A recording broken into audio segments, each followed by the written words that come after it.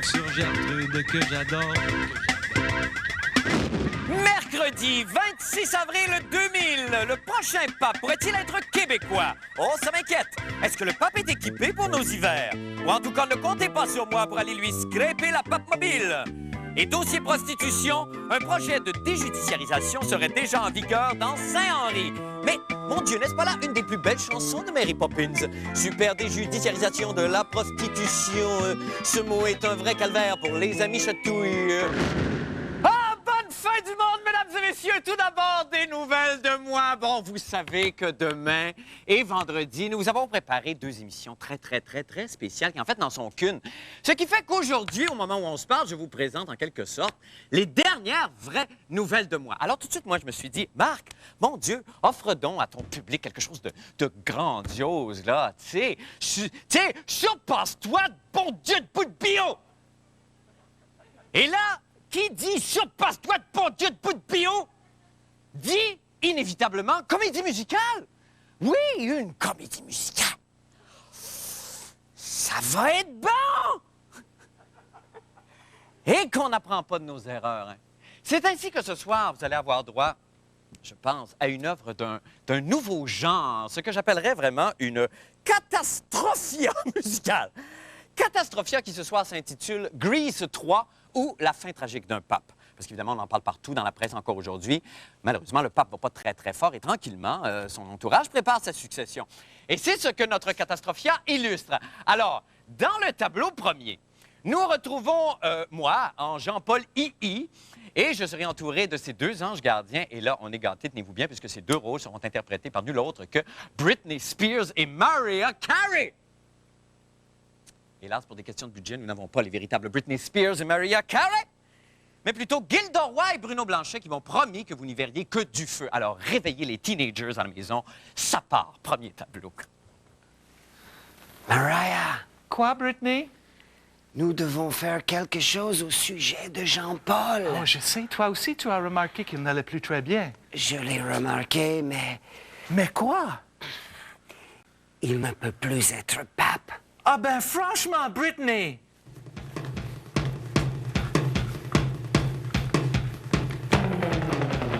Il a de la misère à marcher. Il peut encore se déplacer, garde le gigot. Il a de la misère à parler. Sa langue est agile comme Nadia Comaneci. Laissez-moi ma sainteté, laissez-moi. Laissez-moi ma papauté, laissez-moi. Il doit partir. Il doit rester, il doit partir, rester. Dieu seul décidera de mon destin. Chier dans les mains! Bon, là, d'aucuns peuvent penser qu'il s'agit d'une tactique, ça, pour que les téléspectateurs ne s'ennuient pas de la fin du monde une fois qu'elle sera disparue. Eh bien, non, hein. Non, on n'a même pas fait exprès. C'est vraiment juste de la merde. Tableau deuxième. Dans un dernier sursaut de testostérone, le pape se remémore ses frasques de jeune vicaire. Bon, là, je me fais plus vraiment d'illusions. Ça peut juste être pire que le tableau précédent, en trouvant tout de même la porte du mauvais goût. Regardons le deuxième tableau. About Celine. Apparently she bought a castle. Oh, that's what they say. Filles! Oh, ouais, vous savez, moi, les filles, quand je vous regarde, là, ça me rappelle des affaires. C'est vrai, Saint-Père? Oh oui, c'est vrai, Britney. C'est-tu vrai, Saint-Siège? Oh, que c'est vrai, Mariah.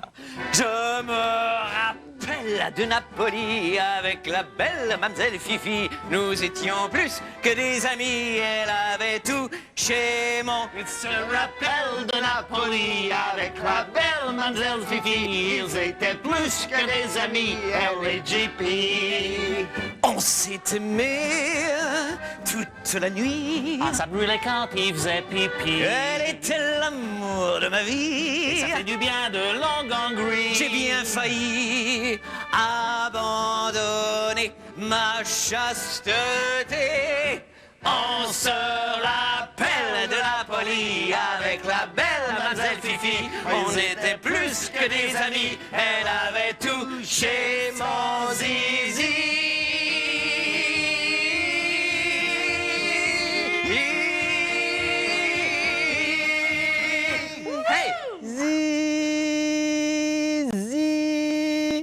Ça me déprime. Tentons tout de même de voir si le fond du baril a été vraiment atteint ou si nous pouvons encore défoncer et aller plus creux dans le tableau troisième, dans lequel nous verrons le pape tenter de prouver à ses fidèles qu'il peut encore vaquer à ses papaleries comme un jeune pape de basse-cour. On me dit d'ailleurs que Carmen Montessuie a beaucoup aimé ça. Alors, ça vous en dit long. On regarde. On est chanceuse, hein, Britney, d'assister à une canonisation. Ah oui, pas mal lucky, oui. Le pape, vas-tu assez bien à ton goût? Mais hein, il pique le fût. Oh, chut, le voilà.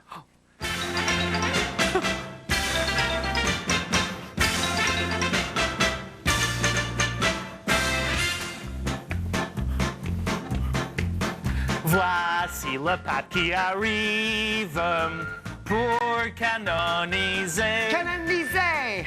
Avec sa crosse et sa mitre, il bénit sans compter. Non sans compter, les cardinaux, ceux qui vivent, veulent le voir tomber. Le voit tomber!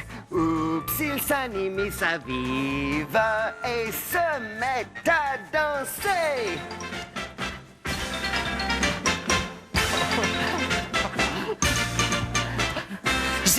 Je suis un pape énergique, puissant et pépé, Je prends encore un peu de tonique et je vais tous vous enterrer. Vous enterrez, mais le voilà qui s'écroule au centre de l'allée. Il se met en petite boule et pleure comme un bébé,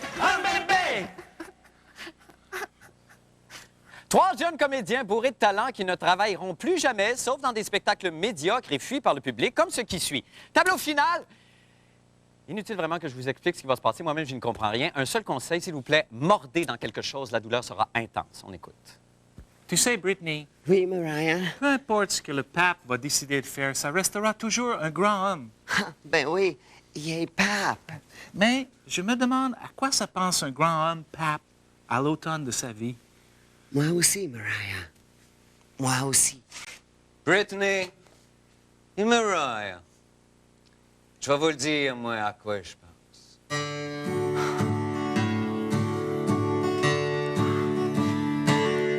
J'aimerais tant encore jouer au bowling et faire un abat dans l'allée de la vie. Avec mes petits souliers qui sentent le swing, tout seul avoir sauvé. Dire que cet homme était de tous les papes le king. Il ne sait plus ce qu'il dit. Il était grand et fort, bondissait comme un spring. Il n'est plus que l'ombre de lui. J'aimerais tant encore jouer au bowling et faire un abat dans l'allée de la vie avec mes petits souliers qui sentaient le swing, tout seul avoir sauvé.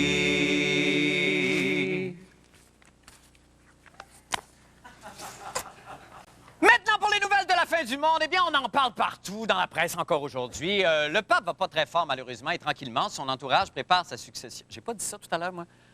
Ah, c'est ça, c'est le bâtard du jour de la marmotte. Là, vous savez, je suis appelé à me répéter comme ça jusqu'à ce que je devienne une meilleure personne et ainsi je pourrais épouser une actrice américaine de second ordre qui fait des publicités pour L'Oréal. Profitez-en, là! C'est peut-être ma dernière référence obscure. Alors, parmi les successeurs pressentis pour remplacer le pape, on parle, croyez-le ou non, du cardinal Jean-Claude Turcotte. Et là, évidemment, il n'en fallait pas plus pour qu'une fumée blanche sorte des orifices de Jean-René Dufort. On regarde ce que ça donne. Bon, mon sujet d'aujourd'hui, c'est le temps des adieux de Jean-Paul II et la possibilité que Monseigneur Turcotte soit en lice. De la marde, avant de parler des adieux du pape, m'avait bien parlé des miens. Après tout, c'est mon dernier reportage à vie pour la fin du monde. Le pape, il a toute la vie devant lui. Le métro Mont-Royal. C'est ici que j'ai fait tous mes vox pop pendant 3 ans. Juste ici, j'ai parlé à plus de monde en 400 reportages que Jean Chrétien dans toutes ses campagnes électorales. Ah! Ils ont barré la porte d'en arrière du Saint-Denis. Je pourrais plus voler de Félix à Éric Lapointe. Ben coudonc. Hey, j'en ai-tu passé du temps dans le corridor du Parti libéral du Québec? C'est rendu que je suis presque le plus ancien dans Baptiste, puis j'ai même pas encore ma carte de membre. En 3 ans, la phrase la plus intelligente que j'ai entendue, c'est « Clown sans frontières » qui l'a sorti. Le nez de clown a changé un peu son orientation parce qu'il est au musée de la civilisation, là, exposé dans une bulle de verre, puis c'est inscrit « Nez de clown, instrument de paix ». Mon dernier repas fin du monde à la Binerie Mont-Royal. Ah, ça me fout le cafard, ça me donne le goût d'aller me faire sacrer dehors une dernière fois d'un McDonald's. On va sortir, s'il vous plaît.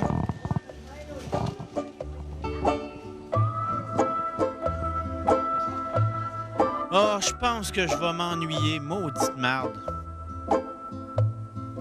C'est dur de se séparer de son micro. Mais quand il faut. Adieu, vieux compagnon, ami de longue date, confrère de toujours. On se reverra au paradis ou en enfer.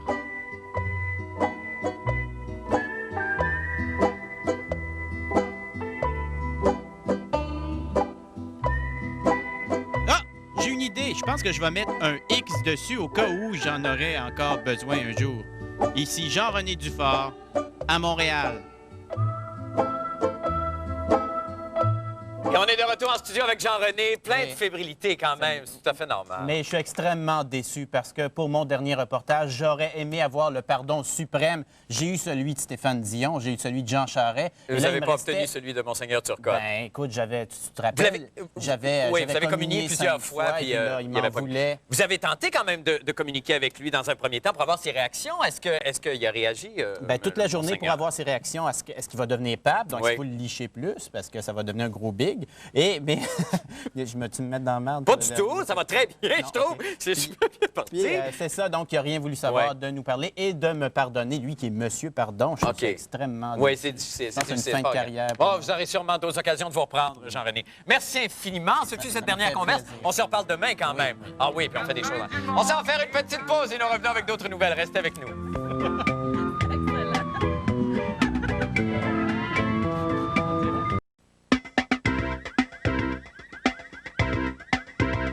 Vous vous rappelez sûrement, il y a quelques semaines, un projet de tolérance de la prostitution dans le quartier centre-sud de Montréal avait provoqué une levée de boucliers de la part des résidents. Pourquoi? Pourquoi? Pourquoi? Pourquoi? Pourquoi? Le projet de déjudiciarisation de la prostitution est tombé à l'eau, mais Isabelle Maréchal a appris qu'un projet semblable a été instauré dans un autre quartier de Montréal, et cela sans que la population soit mise au courant. C'est le fun, hein? Bien, c'est ce qu'elle a essayé de savoir dans le reportage qui suit. On regarde ce que ça donne. C'est un secret bien gardé. Jusqu'à maintenant, personne ici n'a voulu attirer l'attention sur un projet qui ressemble comme 2 gouttes d'eau à celui qui a soulevé la colère des citoyens du quartier Centre-Sud. Vous vous demandez où nous sommes? Nous sommes dans le quartier sud-ouest de Montréal.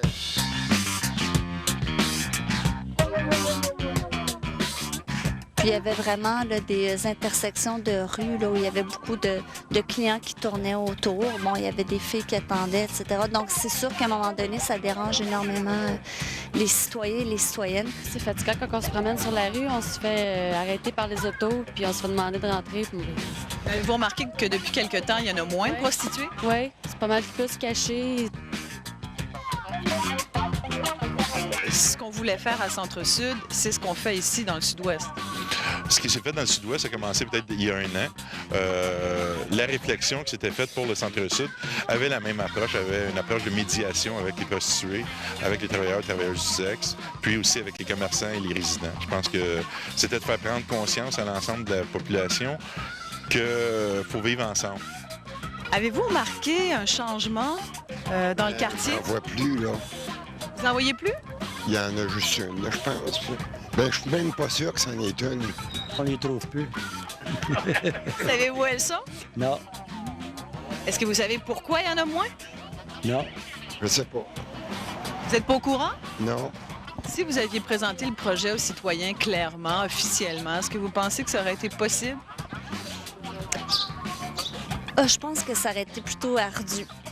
Ben, ça faisait pas partie de notre stratégie là, de le lancer au grand jour. Nous, c'était vraiment d'agir, de mettre des actions de l'avant et puis ça faisait pas partie de nos préoccupations.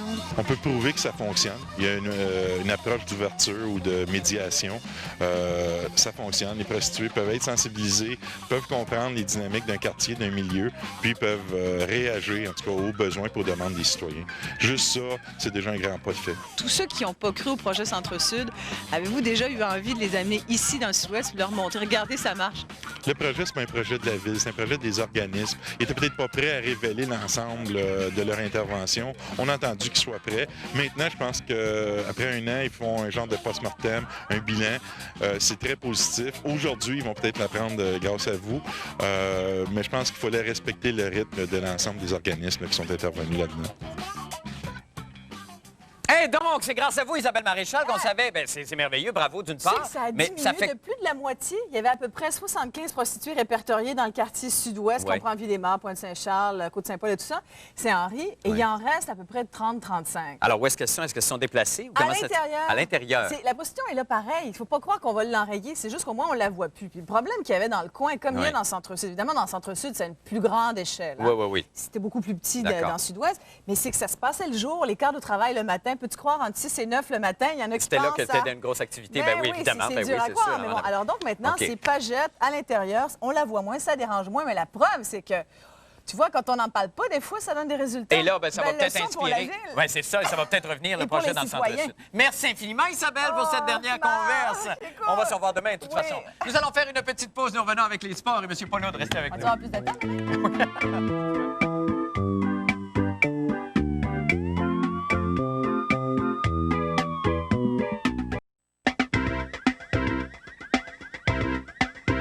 C'est maintenant le moment de la dernière chronique sportive de M. Paulot avec ce dernier volet.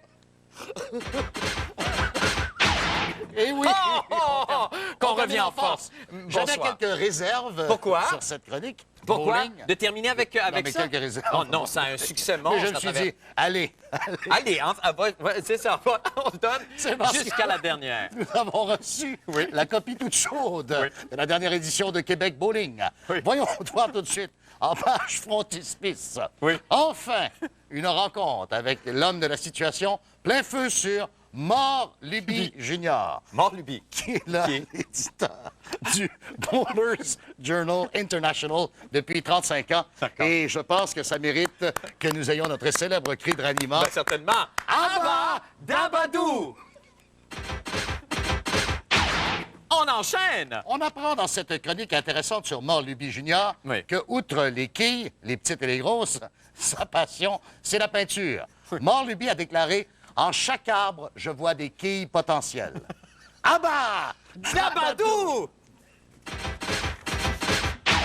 Section sanction. Peter Weber a été suspendu l'automne dernier.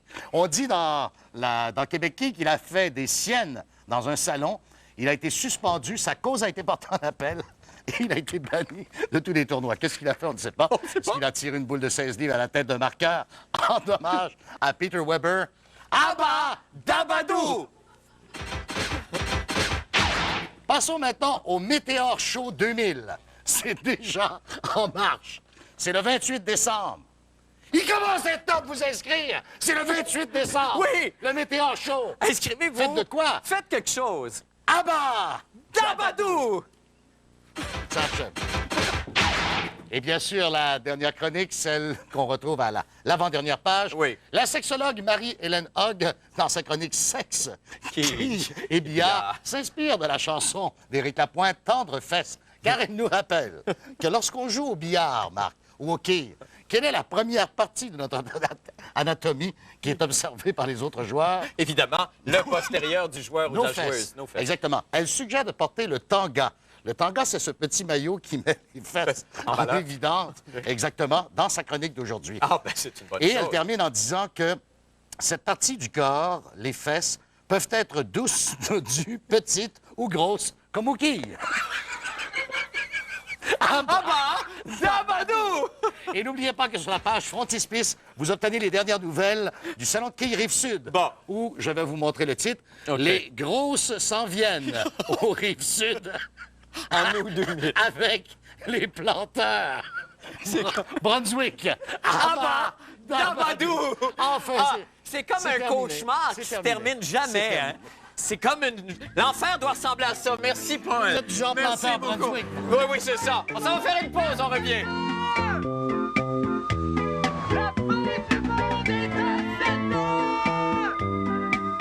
Et on est de retour à la météo avec le groupe Cryptopsy. Bonsoir, Alex. Bonsoir, Marc. Alors, oui, Cryptopsy t'aime beaucoup. oui, ben, moi aussi, j'aime beaucoup Cryptopsy, qui hier nous a interprété une première balade. Première balade, ce OK. soir, une valse. Une valse ce soir. Et là, vous entrez en studio pour enregistrer le 4e album. Cet été, on fait le 4e album, probablement une sortie vers le mois de l'automne. Ah, ben, on vous le souhaite. Alors, on écoute la météo de ce soir, donc, qui s'appelle comment? La météo? La météo. Ça s'appelle la météo. On écoute, allez-y, comme vous le sentez.